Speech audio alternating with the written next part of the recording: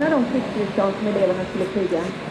Ja, den här var inte riktigt så som den svenska versionen såg ut på det sättet att de svenska saknade katapultstor. Det finns ju den här.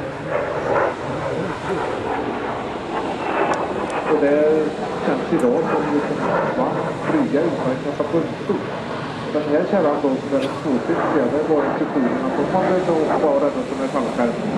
Så skulle man kasta huvudet, lägga sig på rygg, trimma framtön, släppa spaken och låta facklingarna och sen hoppa man